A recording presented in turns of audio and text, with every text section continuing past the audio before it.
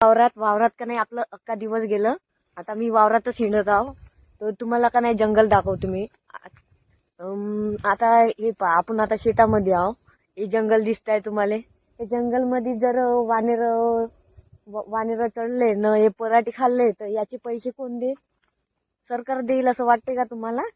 आता बाई असं चालू आहे का, समजा एकाच सातबाऱ्यामध्ये 3-4 वारस असल तर जे हुशार राहते ना त्यानेच का नाही पैसे उचलून खात आहे.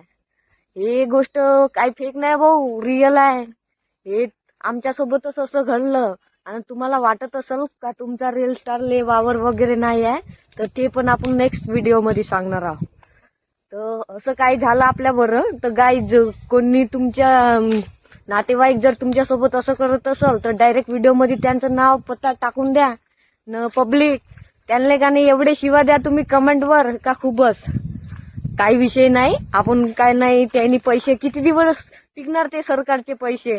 आता जोपर्यंत पैसे आहे तोपर्यंत त्यांनी मजा करणार, मग संपले का झालं. मग कसं सांगू का, कसं करता मग पैसे संपल्यावर? जाऊ द्या, आपल्याला तसं पण दुसऱ्याची लायकी काढायला मजा नाही. गाईज मी आता आहो वावरात. ते पा इथं का नाही अर्धनिर्ध का नाही माकडानं का नाही पूर्ण खाऊन टाकले. तर कमीत कमीत 60-70 हजार कर्ज झालं. आणि सरकारनं जे पैसे दिले ते काही बरोबर भेटलेच नाही.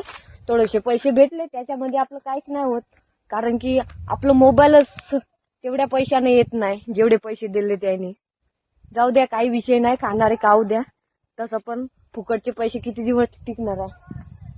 आणि गाईज फर्स्ट टाइम आपल्याला प्रमोशन साठी, ते पण आपले 250 सबस्क्राईब आहे आणि 250 फॉलोवर मध्ये प्रमोशन साठी आपल्याला इन्व्हाइट केले होते. आणि प्रमोशन त्यांनीच कॅन्सल केले कारण की म्हणे तुम्ही दूर राहता म्हणे, असं तसं म्हणे. आता जाऊ द्या, त्यांना व्हिडिओ काढायचा नसेल तर राहू द्या.